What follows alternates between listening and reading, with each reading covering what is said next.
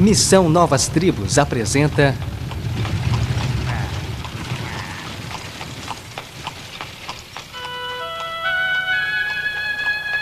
Ital.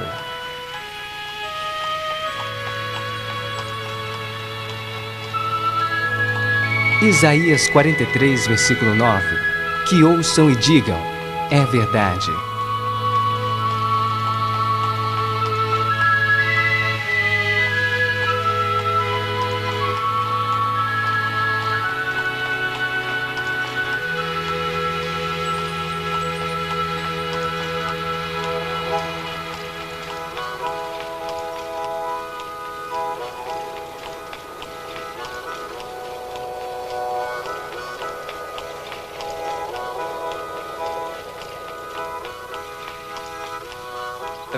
O Vale, terra dos Amish, terra dos Menonitas. Em meados do século XVIII, fugindo da perseguição religiosa na Europa, um grupo deles veio se estabelecer aqui, no interior da Pensilvânia. Dedicados ao trabalho duro, desmataram essas terras e formaram fazendas produtivas. Para os Amish, hoje, pouca coisa mudou. Mantendo um estilo de vida bem simples, procuram afastar-se dos eletrodomésticos e comodidades da vida moderna, o que para eles é sinal de piedade religiosa. Por outro lado, nem todos os membros da comunidade permaneceram assim voltados ao passado. Alguns preferiram seguir um caminho diferente da modernidade. Eles acham que isso tem valido a pena. Olá, meu nome é John Cross, coordenador de um dos ministérios da Missão Novas Tribos, uma organização que trabalha quase que exclusivamente com povos tribais em vários países do mundo. Você talvez pergunte, John, o que é que você está fazendo aí no centro da Pensilvânia? O que é que isso tem a ver com a evangelização das tribos? Eu quero dar a você a base do nosso trabalho, contando uma história que começou aqui, neste vale. Um dos filhos desta terra é Mark Zook. Há 10 gerações, em 1742, a família Zook emigrou da Suíça para cá. Eles têm vivido aqui desde aquela época. Mas o Mark não ficou. Depois de ouvir um desafio missionário, ele e sua esposa decidiram que também seriam missionários. Eles foram então a uma agência missionária para uma entrevista. Bem, eu tinha 30 anos naquela ocasião e havia concluído apenas o 2º grau. E a agência me disse que eu levaria 4 anos para terminar o curso teológico e naquela altura seria muito velho para aprender uma língua tribal. As pessoas questionavam se eu deveria levar meus filhos para uma tribo ou ir para um clima tropical com os meus problemas de saúde. Eles me diziam, deixe os nativos para lá, eles são felizes do jeito que estão. Rejeitados, mas não derrotados, Mark e sua esposa Glória foram para uma das escolas da Missão Novas Tribos, onde receberam um preparo especializado em evangelização transcultural. Assim que terminaram o treinamento, foram enviados pela sua igreja local até um campo missionário.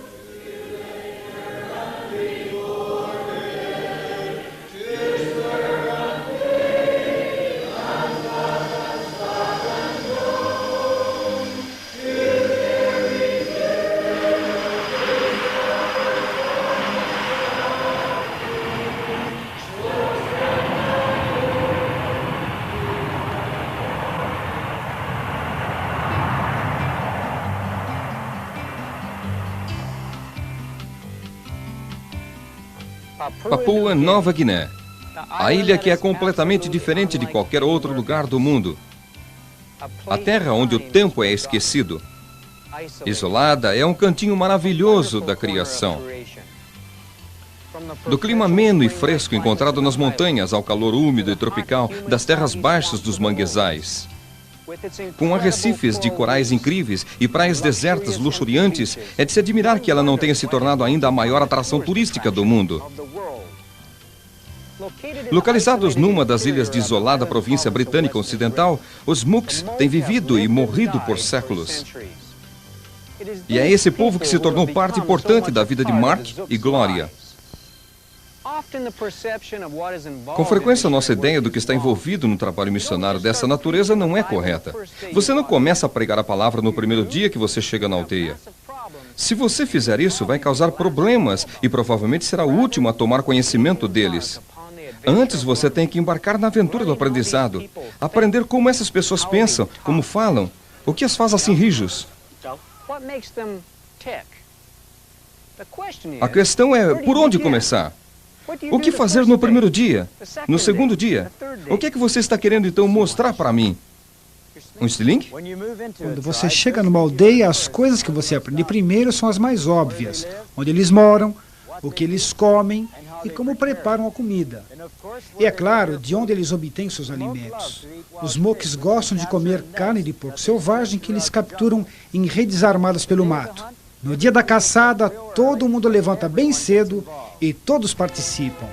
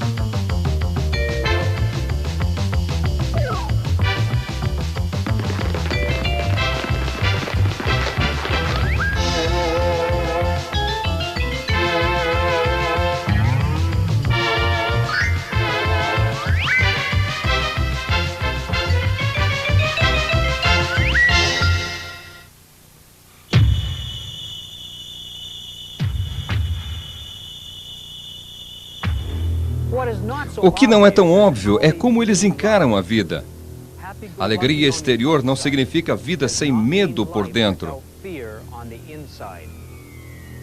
É preciso determinação no estudo para conhecê-los a fundo e, com frequência, os fatos descobertos não são assim os mais agradáveis.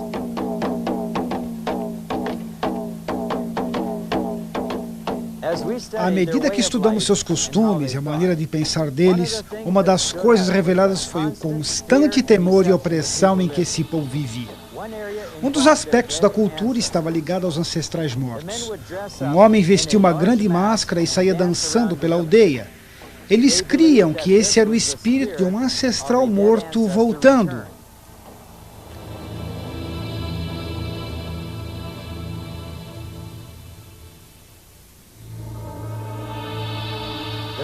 Os homens nos contaram que as mulheres não sabiam que eram eles que vestiam a máscara. Eles guardavam a máscara escondida num lugar reservado exclusivamente para os homens. Eles nos explicaram o seguinte: se uma mulher visse a máscara, ou se ela descobrisse que se tratava de um homem que a vestia, não o espírito, o castigo para aquela mulher era a pena de morte. Quando eu era um menino, minha mãe descobriu o segredo e viu a máscara. Conforme o nosso costume, meu pai, homem severo, ordenou que minha mãe fosse morta quando ele morresse. Assim que ele faleceu, mostraram a máscara para minha mãe, e os 2 irmãos dela levaram-na para o mato. Eles não queriam fazer aquilo, mas as nossas crenças obrigavam-nos. Eles passaram uma corda de casca de árvore em volta do pescoço dela. Eu era bem novo, mas eu me lembro bem. Minha mãe era jovem e eu a amava. Minha mãe foi morta porque ela viu a máscara. Nós vivíamos aterrorizados. Time goes by, the day, the night, and they don't know. Children cry, men live, they die, and they have no hope. So many people just existing. Are we really listening to the tears and the fears of the unknown? Oh, killing to live and living to kill, yet dying in their sin. Their faiths are strong, but they're all wrong. Their gods just can't win. They tremble at the thought of them. The sun, the moon, the birds, the spirits. Oh, how can it be that they just don't know?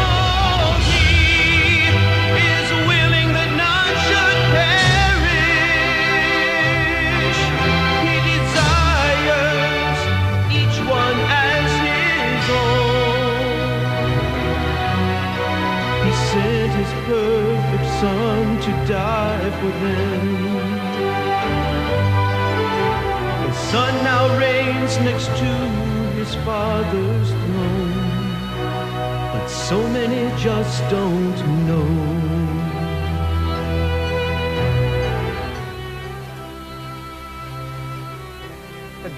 O dia finalmente chega quando você conhece bem a língua e sabe o que eles pensam, podendo iniciar a pregação da palavra de Deus. Mas a questão é, por onde começar? A Bíblia é um livro tão grande e nenhum membro da tribo Mook jamais teve qualquer contato como nós temos com as Escrituras. Antes de começarmos a pregar, tivemos que preparar lições bíblicas. O nosso ajudante, que naquela época não era um crente, foi a pessoa-chave para obtermos a terminologia bíblica apropriada de que precisávamos para ensinar. Mesmo antes de iniciar o ensino, os Mooks pareciam pressentir que estavam para receber uma mensagem maravilhosa. Quando o ensino começou, a aldeia toda de 320 pessoas se reuniu para participar. Nós não mencionamos nada sobre Jesus até que concluímos 2 meses de ensino das histórias fundamentais do Velho Testamento. No primeiro dia, nós começamos mostrando para eles um mapa da aldeia. E aí apontamos onde as outras aldeias Mook estavam localizadas naquele mapa. A partir daí, explicamos para eles, progressivamente, onde eles estavam situados em relação às tribos vizinhas, e onde eles estavam localizados na província, e a posição da província no país da Papua Nova Guiné, e onde Nova Guiné estava em relação à Austrália, Japão, Estados Unidos e Israel. Depois eu expliquei para eles como a Bíblia, a palavra de Deus, a fala de Deus, veio há muitos anos atrás, de Israel à Europa e para o mundo, e agora estava chegando também para eles, o povo Mook.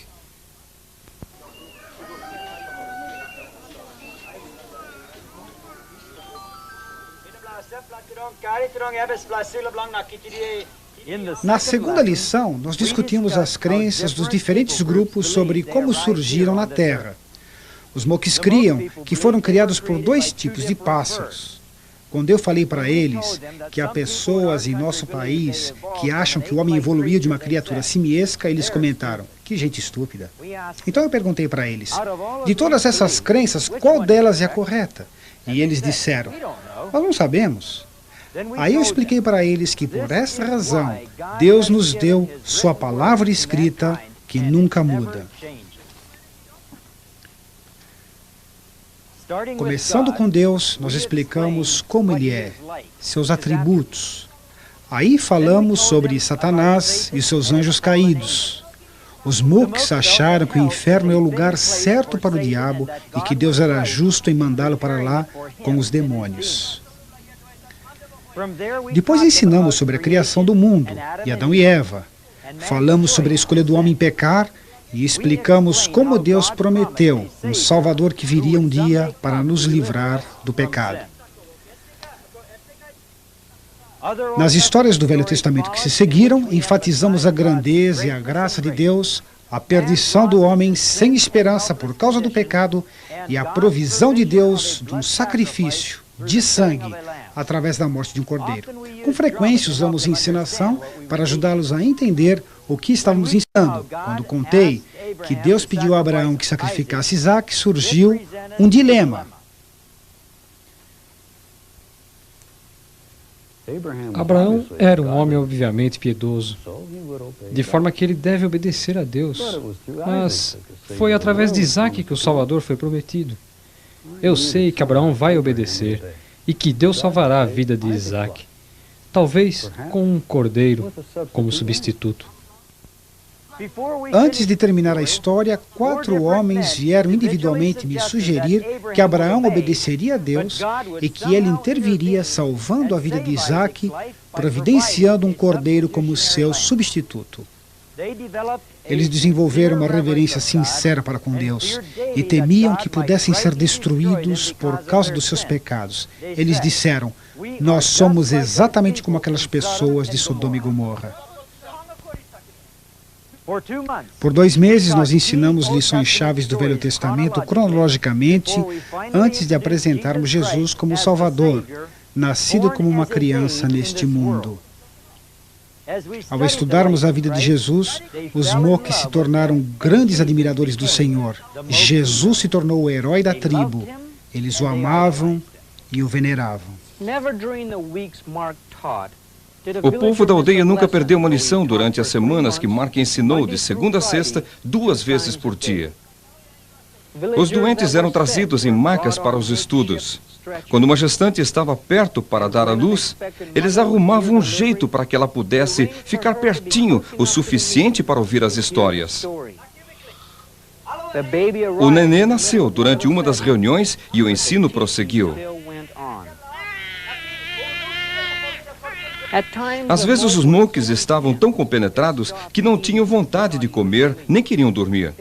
Eles gastavam cada momento livre do dia discutindo as lições e ouvindo vez após vez as histórias gravadas diariamente.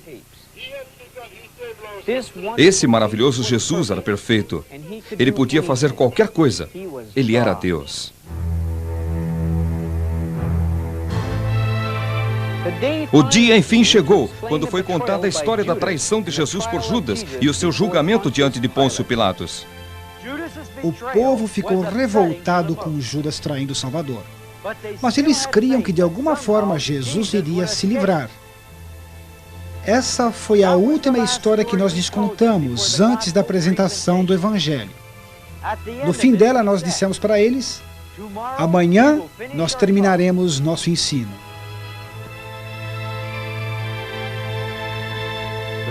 Na manhã seguinte, a aldeia toda estava reunida antes do nascer do sol e eu comecei apresentando Jesus diante de Pilatos.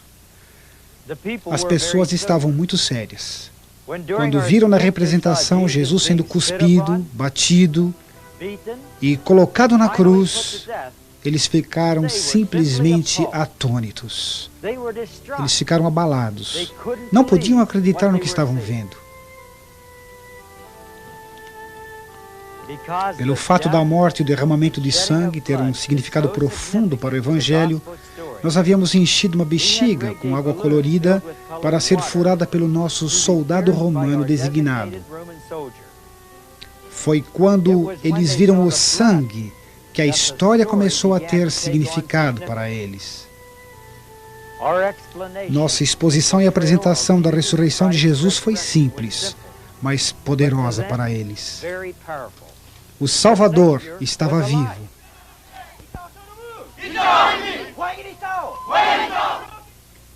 Depois eu voltei novamente às histórias do Velho Testamento e, começando com Abel, expliquei que Jesus é o nosso sacrifício aceitável, da mesma forma que o sacrifício de Abel foi aceito por Deus.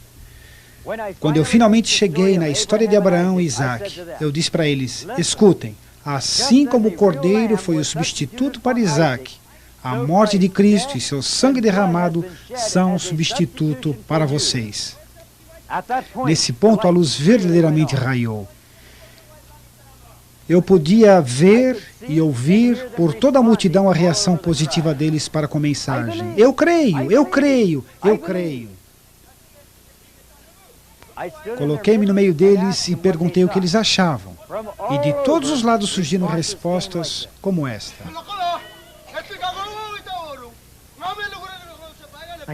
Eu sei que nasci no pecado e creio que Jesus pagou pelos meus pecados, que Ele morreu em meu lugar. Ele é o meu Redentor. Eu vivia em pavor, procurando agradar os espíritos. Eu não conhecia nenhum jeito para me libertar dos meus pecados, mas Deus, por sua graça, enviou vocês até nós. Eu escutei e criei no sangue e na morte de Cristo como pagamento pelos meus pecados. Eu creio e Deus me perdoou. Naquele dia, quase toda a aldeia manifestou sua fé no Senhor Jesus Cristo. Houve um tremendo sentimento de libertação. Os Moques são geralmente o povo reservado. Mas quando os convertidos sentiram a libertação de seus pecados, um regozijo espontâneo brotou no meio deles. Vejam o que aconteceu.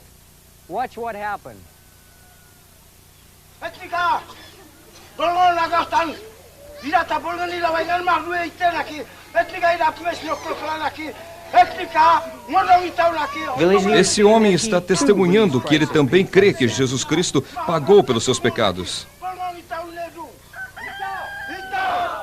Etal quer dizer é verdade, verdadeiramente, verdade.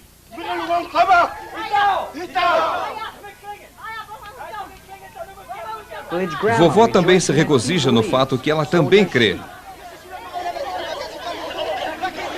Muitos outros deram seus testemunhos de que creem que Jesus Cristo levou os seus pecados sobre si. Marcos diz que se eles creem, então a palavra de Deus diz que seus pecados estão perdoados. Etal, é verdade.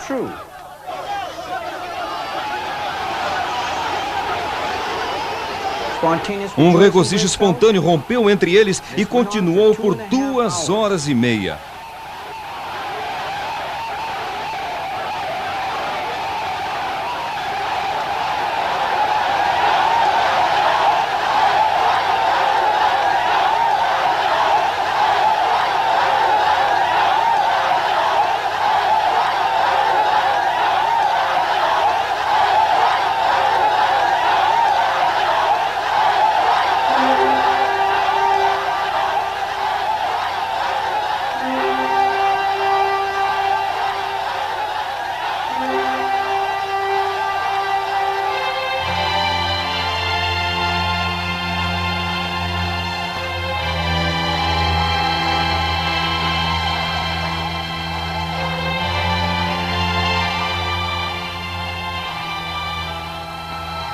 Sr. Zook, nós consideramos o seu interesse em nossa agência missionária, mas sentimos muito que vocês não sejam adequados para o campo. São muito velhos. Glória, não se aflijam por causa desse povo. Considere sua saúde e suas crianças. Marcos e Glória, como igreja, nós vamos ficar na retaguarda de vocês. Nós vamos orar por vocês e sustentá-los. Ide em nome do Senhor.